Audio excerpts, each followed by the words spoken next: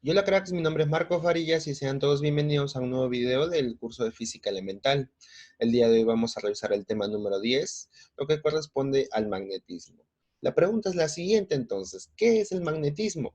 Para entender este fenómeno nosotros tenemos que tener en cuenta una condición. Vamos a tener que analizar a los electrones en este caso.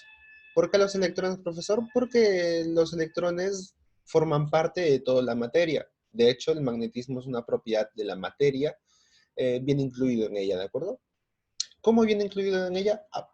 Por parte de los electrones. Siempre que veamos un electrón, vamos a considerar un pequeño imán. A esto se le llama, en mecánica cuántica, se le llama spin magnético. Es una de sus propiedades cuánticas, ¿de acuerdo? Una de las propiedades de la física moderna. A este spin se comporta como un imán. Así que, en pocas palabras, estos electrones son imanes demasiado pequeños. Pero ahora, ¿qué sucede, profesor, con los materiales? ¿Por qué todos los materiales no son imanes entonces? Si los electrones se comportan como imanes. Vamos a decir lo siguiente. Eh, que en materiales como en la madera, por ejemplo, estos electrones o estos imanes se encuentran desorientados. ¿Qué es lo que va a suceder? Que en el objeto en general, todas estas cargas o campos magnéticos que se generan se van a anular. Todas estas pequeñas direcciones se van a cancelar. Así que, por esa condición, este árbol no es un imán.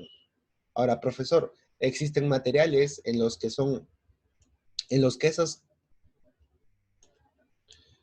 esos pequeños imanes están alineados.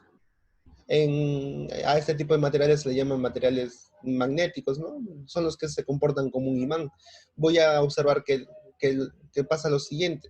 Estos pequeños imanes, los electrones, están direccionados. Así que se genera un campo magnético total. Se genera un polo norte y un polo sur. ¿De acuerdo? Así se comportan los imanes, profesor. Ahora, es importante también recordar un poco de dónde viene el magnetismo, ¿no? Es un concepto que se maneja desde la antigua física. En la Grecia clásica había una ciudad en la que observaron en ciertas piedras este comportamiento magnético. Observaron precisamente en la magnetita, y de ahí viene el nombre magnetismo. ¿Por qué? Porque la primera piedra de la que se estudió el comportamiento magnético es la magnetita, ¿de acuerdo? De ahí viene el nombre del magnetismo. Bien, profesor. ¿El magnetismo entonces es una propiedad asociada a toda la materia? Sí, específicamente a los electrones. ¿Qué más necesitamos saber? Eh, ya habíamos hablado de esto, ¿no? De materiales que están magnetizados es porque esos pequeños imancitos están direccionados. Todos están alineados. En cambio, en un material que no es magnético, todos los imanes están desordenados y al final terminan anulándose sus interacciones magnéticas. ¿De acuerdo? Bien. La magnetita, como dijimos, es el primer material que se estudió. Tenía un comportamiento de imán. Ese comportamiento de imán lo hacía peculiar, ¿no? Querían observar por qué ese comportamiento. Bien, es importante especificar lo siguiente, que este comportamiento magnético es un fenómeno ya muy antiguo, pero al que no se tenía solución sino hasta hace 200 años. La física moderna se encargó de establecer por qué sucede este comportamiento, ¿de acuerdo? Así que en el pasado sabían que eran imanes, pero no sabían explicar por qué sucedía este fenómeno. La física moderna ahora, en esos tiempos, eh, ha mostrado de que el magnetismo no es una propiedad asociada a la electricidad. El magnetismo y la electricidad son parte de un mismo fenómeno. ¿Qué fenómeno? El fenómeno electromagnético. Hay leyes electromagnéticas también. ¿De acuerdo? Eso ya es física moderna. Y el electromagnetismo es básicamente cómo se mueve el mundo. La función de tu celular son ondas electromagnéticas. El comportamiento de toda la tecnología son ondas electromagnéticas. E inclusive la electricidad misma es un fenómeno electromagnético. ¿De acuerdo? ¿Por qué? Porque se utiliza magnetismo. En toda la generación de corrientes eléctricas se utiliza imanes para generar qué cosa. Por medio de ese magnetismo, por medio de esas propiedades, se genera movimiento. Profesor, ¿cómo se genera movimiento? Por esta condición. ¿Qué sucede? Si tienes dos imanes, ¿no? Tú identificas perfectamente cuáles son sus polos, el polo sur, el polo norte. ¿Qué sucede si tú, es un experimento que seguramente tú ya has hecho en tu casa, si tú juntas dos polos que son polo norte? Lo que va a suceder con los imanes va a ser que se van a repeler. Se van a repeler. Mismos polos generan una repulsión. Y polo sur con polo sur también, obviamente. Y polos contrarios se van a atraer, profesor. Norte con sur se van a atraer. Aquí se genera una fuerza de atracción. ¿De acuerdo? Esto entonces se puede aprovechar ¿para qué? Para generar movimiento. Tú ves imanes que se están moviendo. Y ese movimiento de imanes te puede generar corriente eléctrica en todas las centrales eléctricas del mundo, en todas las represas de agua o toda la generación, inclusive en centros nucleares, se utilizan imanes. ¿Para qué? Para la generación de corriente eléctrica. Así que es importante entender eso. Electricidad y magnetismo son parte de un mismo fenómeno. Ahora bien, ¿cómo representamos una fuerza magnética? Lo vamos a representar de esta forma. Siempre sale a partir de las líneas de acción, siempre salen a partir del polo norte, surgen en el polo norte y ingresan al polo sur. De norte a sur, siempre es esa dirección. Son líneas imaginarias. Obviamente, si son líneas imaginarias, actúan dentro de un campo. ¿Cómo se llama ese campo? A ese campo se le llama el campo electromagnético. ¿De acuerdo? Listo. Son líneas imaginarias que te especifican, ¿no? El problema, la dirección de acción, hacia dónde actúan las cargas. Profesor, esta interacción también es una propiedad bastante peculiar.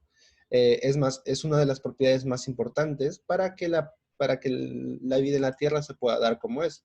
¿Por qué, profesor?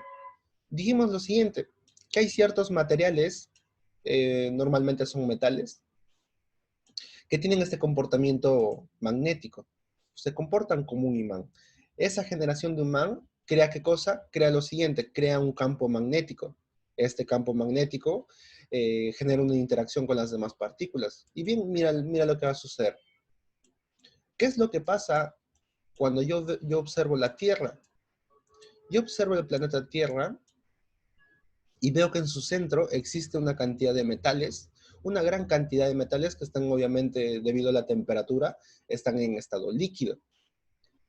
Están en estado líquido. Además, estos metales fundidos están en movimiento. Este metal se está moviendo. ¿Eso qué va a generar, profesor? Al ser un metal de ciertas características, tiene características magnéticas, te va a generar un campo magnético y a eso es el que llamamos el campo magnético de la Tierra. Profesor, ¿para qué sirve el campo magnético de la Tierra? Este campo magnético es, es algo fundamental para que pueda existir la vida en la Tierra y lo vamos a explicar ahora. Dijimos, ¿no? Que ese movimiento de los metales en el núcleo de la Tierra te genera este campo magnético. Las líneas de acción obviamente son de aquí, ¿no? Parten del polo norte hacia el polo sur, del polo norte al polo sur. Tú vas a observar lo siguiente, que la Tierra presenta un campo magnético, ¿de acuerdo? ¿Qué es, o para qué me sirve estudiar o conocer ese campo magnético? Para lo siguiente, tú vas a observar que el Sol constantemente te emite radiación solar. La radiación solar inclusive es destructora de vida. Es es nociva para que se pueda dar una vida dentro de la Tierra. ¿Por qué? Porque no hay material orgánico que pueda resistir la radiación solar. ¿Qué es lo que sucede con esta radiación solar?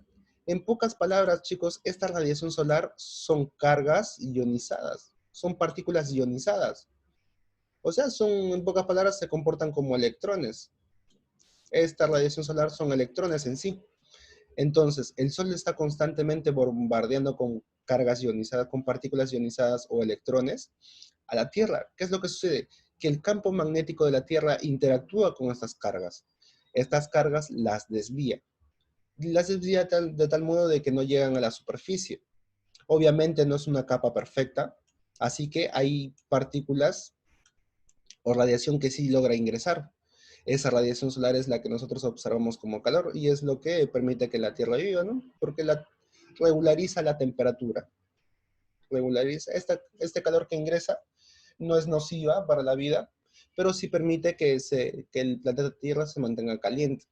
Sabemos que el calor también es importante para los procesos de las plantas y eso, ¿no? Así funciona el campo magnético, entonces nos protege contra la radiación solar, que en sí es interacción magnética, ¿no? Y listo, chicos. El desarrollo de ejercicio lo vamos a resolver durante la clase por Zoom. Así que nosotros nos vemos dentro de unas horas. Cuídense mucho y hasta la próxima.